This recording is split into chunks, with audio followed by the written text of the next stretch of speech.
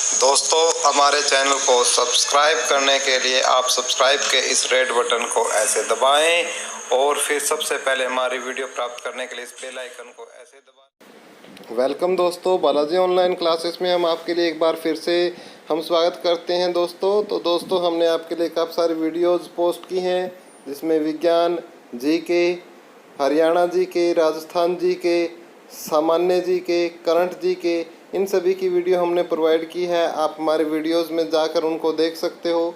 साथ ही हमने साइकोलॉजी, मनोविज्ञान की बहुत सारी वीडियोस आपको प्रोवाइड की है, वो भी आप प्लेलिस्ट में जाकर देख सकते हो।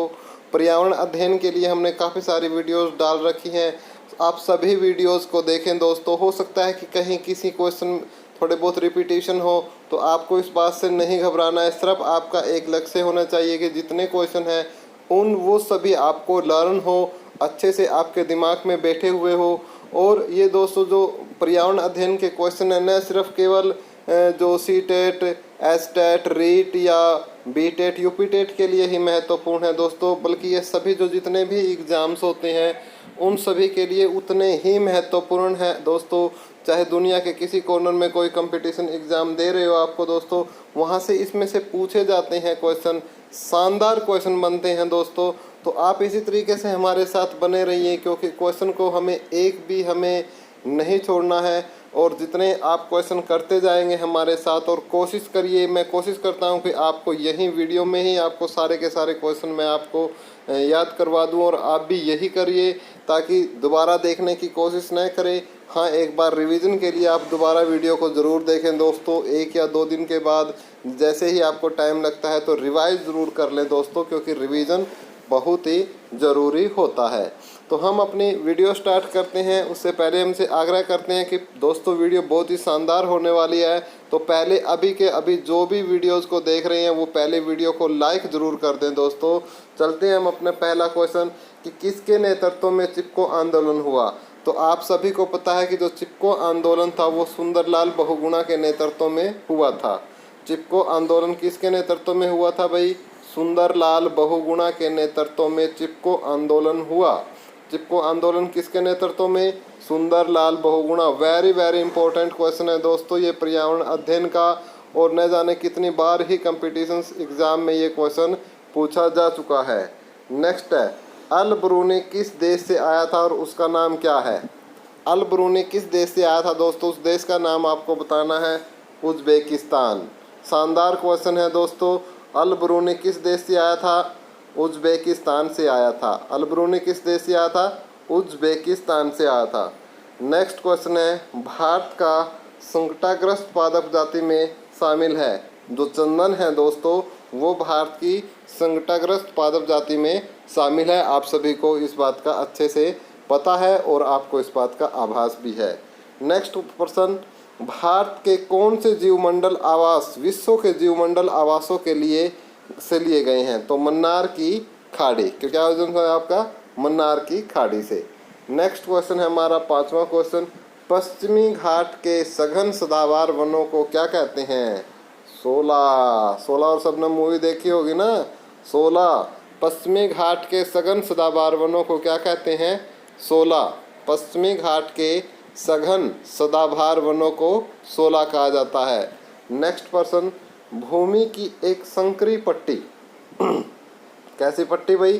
संकरी पट्टी जो 2 बड़े भूखंडों को जोड़ती है उसे माना जाता है, तो उसको माना जाता है भाई भूसंधि। यानी एक ऐसी संकरी पट्टी, संकरी मतलब तंग रास्ता, तंग पट्टी, जो 2 बड़े भूखंडों को जोड़ती है, तो उसे भूसंधि बोलते हैं। क्या बोलते हैं भाई उसको? भूसंधि। क्लियर है दोस्तों? उम्मीद करता हूँ आपके बात क्लियर होगी। तो क्लियर है तो हम अपने नेक्स्ट प्रश्न पर चलते हैं। आप इसी बात पे, भारत में वनस्पति एवं जंतुओं की सर्वाधिक विविधता कहाँ पाई जाती है? तो भारत में वनस्पति एवं जंतुओं की सर्वाधिक विविधता है वो पश्चिमी घाट में पाई जाती है। कौन से घाट में पाई जाती है? पश्चिमी घाट में।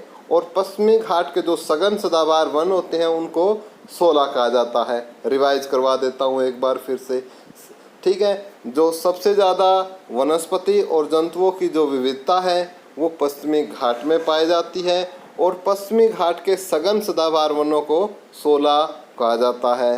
क्लियर है। नेक्स्ट, काजीरंगा नेशनल पार्क कहाँ स्थित है?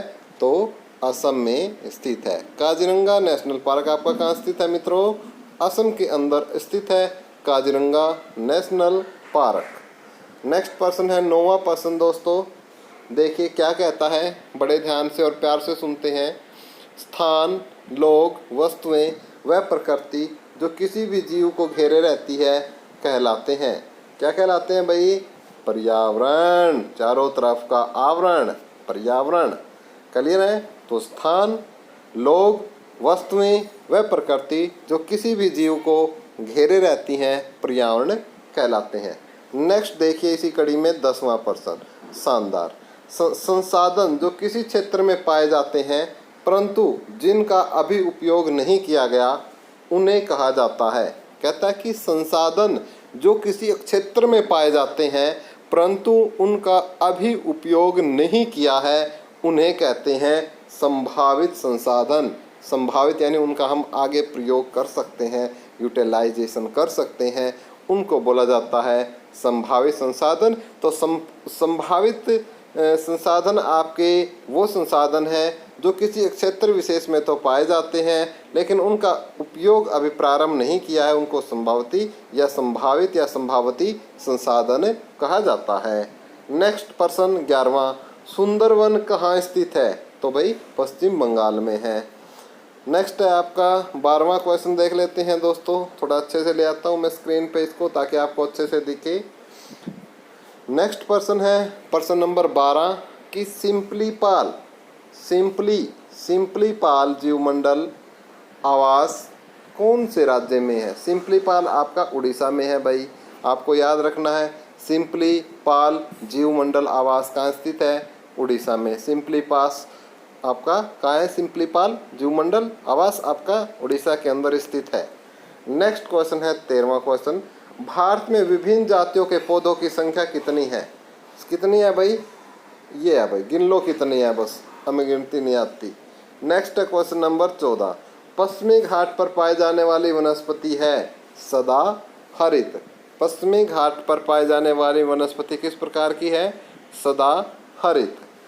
और पश्चिमी घाट पे जो सदा सघन और हरे भरे वन पाए जाते हैं उनको क्या बोला जाता है? शोला। ठीक है दोस्तों। नेक्स्ट क्वेश्चन है हमारा क्वेश्चन नंबर 15। शानदार क्वेश्चन है दोस्तों और काफ़ी बार एग्जाम में आ चुका है ये क्वेश्चन नंबर कौन सा? 15। यातायात, भूमिगत सुरंगों एवं गैरेज द्वारा स्वास्थ्य के लिए हानिकारक कौन सी गैस वायुमंडल को सर्वाधिक प्रदूषण फैलाती है? पूछता है कि यातायात से निकलती है वो गैस, भूमिगत सुरंगों से निकलती है, गैरेज से निकलती है और जो मनुष्य जीवन का जो स्वास्थ्य है उसको बहुत बेहद और हानिकारक तरीके से उसको नुकसान पहुंचाती है, तो वो जिसकी वजह से वायुमंडल में बहुत ज़्यादा प्रदूषण होता है, तो वो कौन सी गैस है? तो वो गैस है मित्रों कार्बन मोनोऑक्साइड। आपसे फार्मूला भी दिया जा सकता है एग्जाम में, तो ये होता है कार्बन मोनोऑक्साइड का फार्मूला, यानी एक कार्बन का अणु और एक ऑक्सीजन का अणु मिलकर बनाते हैं कार्बन मोनोऑक्साइड। कहीं आपको एग्जाम में एक ऑप्शन ये दे दे और एक ऑप्शन ये दे दे तो फिर कौन सा टिक करोगे? आपको यही, यानी जिसमें दोनों के दोनों बड़े अक्षर हों, कैपिटल हों, वो कार्बन मोनोऑक्साइड है। जिसमें एक कैपिटल और एक छोटा ओ है इसको कोबाल्ट बोलते हैं। ठीक है। और कार्बन डाइऑक्साइड का तो आपको सभी पता है, कार्बन मोनोऑक्साइड में ऑक्सीजन का एक अणु होता है और कार्बन डाइऑक्साइड में ऑक्सीजन के कितने अणु होते हैं? 2 अणु होते हैं। तो ये आपको होना चाहिए ताकि एग्ज़ाम में इस प्रकार की कंडीशन पैदा कर दे तो फिर आप किस प्रकार से आंसर दोगे। तो वो संभावित जितने भी तरीका है मैंने आपको बता दिया है, इसको अच्छे से दिमाग में एक बार बैठा लीजिएगा। फिर भी दिक्कत हो तो आप कमेंट बॉक्स में कमेंट कीजिए, हम आपका जो सॉल्यूशन है वो निकालने का भरसक प्रयत्न करेंगे। नेक्स्ट है क्वेश्चन नंबर 16। भारत में व्यावसायिक ऊर्जा के स्रोत हैं कोयला, तेल, प्राकृतिक गैस और जल ऊर्जा। तो व्यावसायिक ऊर्जा के स्रोत क्या क्या है भाई? कोयला सबसे पहले स्थान पर कोयला है। ठीक है। कोयला, तेल, प्राकृतिक गैस और जल ऊर्जा। नेक्स्ट है क्वेश्चन नंबर 17। भूरा कोयला के नाम से जाना जाता है। भूरा कोयला कौन से कोयले को बोलते हैं? लिग्नाइट को। और सबसे बेस्ट कोयला कौन सा होता है भाई? एंथ्रासाइट। क्यों होता है? उसमें कार्बन का जो प्रतिशत है वो 90 से 95% तक के बीच में कार्बन उसमें पाई जाती है, इसलिए जो बेस्ट होता है जलने की दृष्टि से वो आपका कौन सा होता है? आपका एंथ्रासाइट होता है। और लिग्नाइट को कौन सा कोयला? भूरा कोयला बोलते हैं। लिग्नाइट को कौन सा कोयला बोलते हैं भाई? भूरा कोयला बोला जाता है। नेक्स्ट क्वेश्चन हमारा क्वेश्चन नंबर 18। ओजोन छिद्र का अर्थ है ओजोन की परत का पतला होना। ओजोन छिद्र का क्या अर्थ है भाई? ओजोन की परत का पतला होना क्या कहलाता है? ओजोन छिद्र कहलाता है। और जो ओजोन लेयर है हमें वो किससे, जो सूर्य से आने वाली अल्ट्रावायलेट रेज है जिनको पैराबैंगनी किरणें बोलते हैं, उनसे क्या है? हमारी रक्षा करता है। और यदि सूर्य की वो अल्ट्रावायलेट रेज या पैराबैंगनी किरणें सीधे हमारे तक पहुंचेगी तो इससे हमारे शरीर को काफ़ी नुकसान पहुंच सकता है। हमें स्किन डिजीज़, बहुत सारी स्किन डिजीज़ हमें हो सकती है। तो इसलिए क्या है, जो ओजोन लेयर है हमें उन पैराबैंगनी या अल्ट्रावायलेट रेज से हमारे शरीर की रक्षा करती है। लेकिन कुछ हानिकारक गैसें हैं जैसे फ्रीज से निकलने वाली CFC, क्लोरोफ्लोरोकार्बन या और कई ozone, carbon monoxide, carbon dioxide, ये जो गैसें हैं वो ओजोन लेयर को क्या कर रही हैं? धीरे धीरे काट रही हैं, जिसकी वजह से क्या है, यदि वो ऐसे होती रहेगी, कटती रहेगी, तो फिर क्या, जो अल्ट्रावायलेट रेज है वो सीधे पृथ्वी पर आएंगी और जो जिससे मानव के लिए क्या है, कुछ संकट पैदा हो सकते हैं। तो ये ओजोन छिद्र का अर्थ है ओजोन की परत का पतला होना। उम्मीद करता हूँ दोस्तों आपको 18वां क्वेश्चन समझ में आया होगा। फिर भी यदि नहीं आया होगा, क्योंकि मैंने तो एक्सप्लेन उसी क्वेश्चन को करता हूँ जिसमें से क्वेश्चन बनते हैं, ऐसे हर एक को एक्सप्लेन नहीं कर सकते, फिर भी मैं कोशिश करता हूँ जहाँ तक संभव हो उसको मैं एक्सप्लेन करूँ। नेक्स्ट है क्वेश्चन नंबर 19। पर्यावरण की आधुनिक समस्या है। और फिर भी दोस्तों दिक्कत है तो प्लीज़ दोस्तों आप कमेंट बॉक्स में आप कमेंट करके ज़रूर पूछें।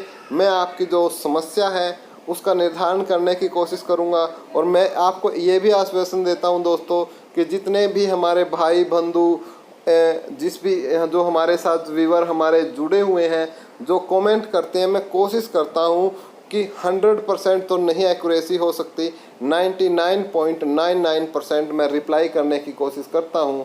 आप भी एक बार कमेंट करके देखिए क्या आपको आपका जवाब मिलता है या रिप्लाई नहीं मिलता है, क्योंकि मैं अपनी तरफ से भरसक प्रयत्न करता हूं कि चाहे कैसा भी कमेंट हो, चाहे आप नेगेटिव कमेंट करें या पॉजिटिव कमेंट करें, मैं ज़रूर उसको लेके चलता हूं। और हाँ, पॉजिटिव कमेंट मनोबल को बढ़ाते हैं तो नेगेटिव कमेंट क्या है, कुछ और अच्छा करने की हौसला देते हैं। तो मैं ये नहीं बोलता कि आप हमारी तारीफ़ ही करें कमेंट में, आप बुराई भी कर सकते हैं ताकि हम जो कमियां हैं वो हमें पता लग सके और उनको हम दूर करके जो छोटा सा एक सुंदर सा ब्यूटीफुल यूट्यूब चैनल है उसको हम और शानदार बना सकें।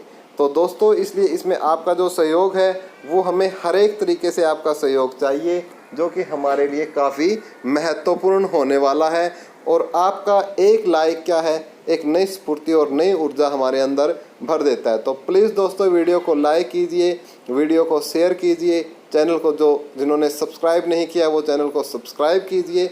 बहुत ही शानदार वीडियोज़ हम आपके लिए लेकर आ रहे हैं। देखिए अब क्वेश्चन नंबर 19। पर्यावरण की आधुनिक समस्या है ओजोन परत का ह्रास होता है, मतलब उसमें कमी होना। ये थोड़ा लिखने में गलती है। ग्रीन हाउस प्रभाव, वैश्विक उष्माकरण। आधुनिक समस्याएं क्या है भाई? ओजोन परत का जो उसमें ह्रास होना, उसका पतला होना, ग्रीन हाउस इफेक्ट और वैश्विक उष्मीकरण, ये आधुनिक समस्याएं हैं दोस्तों। और इन पे अलग अलग टॉपिक पर लेकर आप अपने लेवल पर इनको तैयार कीजिए। तीनों के ज़रूर 2 से 3 क्वेश्चन आपको हर जगह इन पे मिलेंगे आज के टाइम में। पंखुड़ियों के अंदर फूल के बीच में कुछ पतली पाउडर जैसी रचनाएं दिखाई देती हैं, जिन्हें क्या कहते हैं? आप ध्यान से देखना, पंखुड़ियों के अंदर देखना, फूल के बीच में देखना, कुछ पतली बिल्कुल पाउडर जैसे हो, जैसे उनको लगाओगे ना तो कुछ पाउडर की तरह हमारे हाथ से भी लग जाएगा, उंगलियों से। उनको क्या कहते हैं? तो भाई उनको बोला जाता है पराग। क्या बोलते हैं भाई? उनको पराग बोलते हैं। क्लियर है भाई? कई बार क्वेश्चन पूछा गया है ये कि पंखुड़ियों के अंदर फूल के बीच में कुछ पतली पाउडर जैसी रचनाएं दिखाई देती, तो उनको जो बोला जाता है, क्या बोला जाता है भाई? पराग बोला जाता है। क्लियर है दोस्तों? नेक्स्ट क्वेश्चन है हमारा 21वां क्वेश्चन, विश्व का वह भाग जहां मानव अधिवास स्थायी है कहलाता है एक्यूमेन। क्या बोलते हैं उसको? विश्व का वह भाग जहां मानव अधिवास स्थायी है उसको एक्यूमेन बोलते हैं। क्या बोलते हैं? एक्यूमेन। 22वां प्रश्न देखिए मित्रों, बहुत ही शानदार प्रश्न है कि सर्वप्रथम पारिस्थितिकी स्तूप की परिकल्पना प्रस्तुत की। सर्वप्रथम पारिस्थितिकी स्तूप की परिकल्पना प्रस्तुत की। किसने प्रस्तुत की भाई? चार्ल्स एल्टन ने। कौन से एल्टन ने? चार्ल्स एल्टन ने। क्या प्रस्तुत किया? पारिस्थितिकी स्तूप की परिकल्पना। किसकी परिकल्पना? पारिस्थितिकी स्तूप की परिकल्पना। नेक्स्ट है 23वां प्रश्न, भारत में पारिस्थितिक असंतुलन का कौन सा प्रमुख कारण है? वनोन्मूलन। नेक्स्ट है 24वां क्वेश्चन, समुद्री वातावरण में मुख्य प्राथमिक उत्पादक होते हैं। समुद्री वातावरण में मुख्य प्राथमिक उत्पादक होते हैं फाइटोप्लैंक्टन्स। कौन से भाई? कौन से टोन्स? फाइटोप्लैंक्टन्स। फाइटोप्लैंक्टन्स ऐसे 2-4 बोलोगे आपको याद हो जाएगा। ये क्या है? समुद्री वातावरण में मुख्य प्राथमिक उत्पादक होते हैं फाइटोप्लैंक्टन्स। फाइटोप्लैंक्टन्स जो है वो समुद्री वातावरण में मुख्य प्राथमिक उत्पादक होते हैं फाइटोप्लैंक्टन्स। फाइटोप्लैंक्टन्स। नेक्स्ट देखिए दोस्तों, उम्मीद करता हूँ आपको नाम याद हो गया होगा फाइटोप्लैंक्टन्स।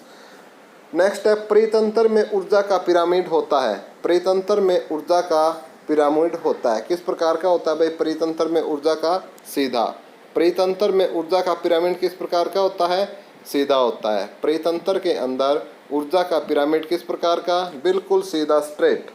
26वां, पारिस्थितिकी जीवों और उनके पर्यावरण के मध्य अंतर संबंध है। यह कथन किस भारतीय विद्वान का है? कि क्या बोलता है कि जो पारिस्थितिकी है वो जीवों तथा पर्यावरण के मध्य अंतर संबंध है, इंटर रिलेशन है between environment and the animals. जीवों और पर्यावरणों के मध्य क्या है? एक अंतर संबंध है पारिस्थितिकी।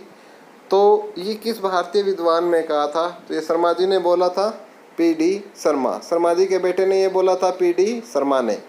तो पारिस्थितिकी जीवों जो पारिस्थितिकी है या कोमा है, उसके बाद है कि जीवों तथा उनके पर्यावरण के मध्य अंतर संबंध है। जीवों तथा उनके पर्यावरण के मध्य अंतर संबंध क्या है? पारिस्थितिकी है। तो ये किसने बताया था? पी.डी. शर्मा ने, शर्मा जी के लड़के ने। नेक्स्ट 27वां, विज्ञान की वह शाखा जो पादप एवं प्राणियों का वातावरण से संबंध को दर्शाती है वह कहलाती है पारिस्थितिक।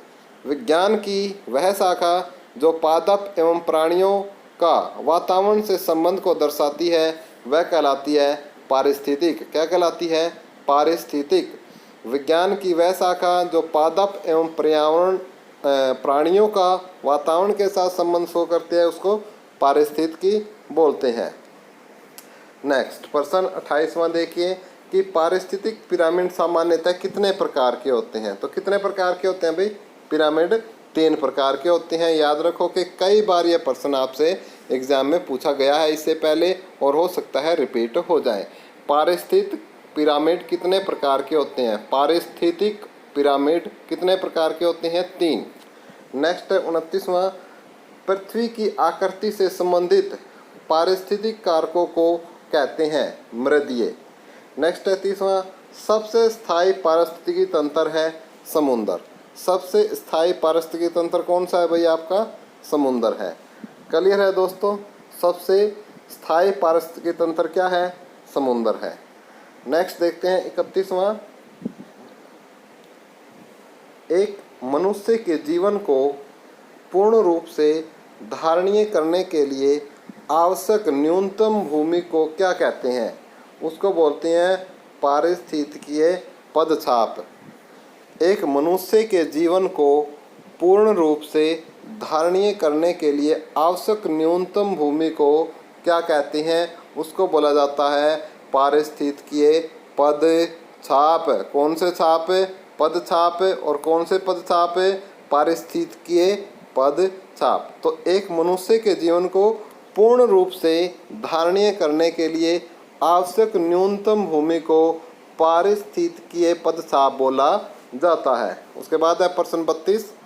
एक भौगोलिक क्षेत्र में सभी पारिस्थितिकीय तंत्रों को एक साथ एक भौगोलिक क्षेत्र में सभी पारिस्थितिकीय तंत्र को एक साथ लेकर एक अधिक बड़ी यूनिट बनाते हैं, इसको क्या कहते हैं? उसको बोलते हैं भाई जैवमंडल। लेकिन हम एक बार फिर से क्वेश्चन को समझने का प्रयत्न करते हैं कि क्या पूछना चाहता है। काफ़ी थोड़ा सा बड़ा क्वेश्चन है, क्वेश्चनों को समझ लेते हैं कि क्या है इसमें। मैं थोड़ा सा इसको कर लेता हूँ, ठीक, एक सेकंड थोड़ा सा वेट कीजिएगा। हाँ बिल्कुल, देखिए, एक भौगोलिक क्षेत्र में सभी पारिस्थितिकीय तंत्रों को एक साथ एक भौगोलिक क्षेत्र में, कहता है कि एक भौगोलिक क्षेत्र में सभी पारिस्थितिकीय तंत्रों को एक साथ एक भौगोलिक क्षेत्र में सभी पारिस्थितिकीय तंत्रों को एक साथ लेकर एक अधिक बड़ी यूनिट बनाते हैं, पूरी होल, ठीक है, पूरी बड़ी। इसको क्या कहते हैं? तो इसको बोलते हैं भाई जैवमंडल। कि एक भौगोलिक क्षेत्र में सभी पारिस्थितिकीय तंत्रों को एक साथ एक भौगोलिक क्षेत्र में सभी पारिस्थितिकीय तंत्रों को एक साथ लेकर एक बड़ी यूनिट बनाते हैं, तो उसको क्या कहते हैं? उसको बोला जाता है आपका जैवमंडल। कौन सा मंडल? जैवमंडल। क्लियर है दोस्तों? नेक्स्ट है हमारा क्वेश्चन नंबर 33। प्रकाश संश्लेषण के दौरान प्रकाश सुग्राही कारक के रूप में कौन काम करता है? पर्णहरित। तो प्रकाश संश्लेषण के दौरान प्रकाश सुग्राही कारक के रूप में पर्णहरित या क्लोरोफिल काम करता है। 34वां क्वेश्चन है, पारिस्थितिकी तंत्र में उच्चतम पोषण स्तर प्राप्त है, किसको प्राप्त है? सर्वाहारी को। पारिस्थितिकी तंत्र में उच्चतम पोषण स्तर भाई सर्वाहारी को प्राप्त है, जो सब कुछ खा जाते हैं, उच्चतम पोषण स्तर प्राप्त है। नेक्स्ट क्वेश्चन है 35वां, पौधों के किस भाग द्वारा प्रकाश संश्लेषण की क्रिया होती है? तो पौधों के किस भाग द्वारा प्रकाश संश्लेषण की प्रक्रिया होती है भाई? पौधों की हरी पत्तियों द्वारा प्रकाश संश्लेषण की प्रक्रिया होती है। तो दोस्तों वीडियो कैसी लगी प्लीज़ कमेंट बॉक्स में कमेंट ज़रूर करें, हमें बताएं कि आपको वीडियो कैसी लगी, वीडियो में कुछ दम है या नहीं, तो ज़रूर बताएं। क्वेश्चन कैसे हैं, स्टैंडर्ड कैसा है। और दोस्तों जिन्होंने अब तक भी वीडियो को नहीं लाइक किया है, मैं उनसे हाथ जोड़कर विनम्र निवेदन करता हूं दोस्तों, प्लीज़ वीडियो को लाइक ज़रूर कर दे दोस्तों, क्योंकि जो लास्ट तक वीडियो जिसने देखी है वो निसंदेह, उसमें कोई शक नहीं है, वो एक तैयारी करने वाला बच्चा ही हो सकता है जिसने लास्ट तक वीडियो देखी है। तो प्लीज़ दोस्तों वीडियो को लाइक करें, और काफ़ी सारे यूट्यूब और व्हाट्सएप पर एजुकेशनल चैनल्स होते हैं, वहाँ पर वीडियो को शेयर ज़रूर करें दोस्तों। बहुत ही शानदार वीडियो है, लास्ट तक देखते रहिए, बहुत ही शानदार तरीके से हमने आपके लिए पेश की है, और शानदार तरीके से लाइक और शेयर कीजिए। धन्यवाद दोस्तों।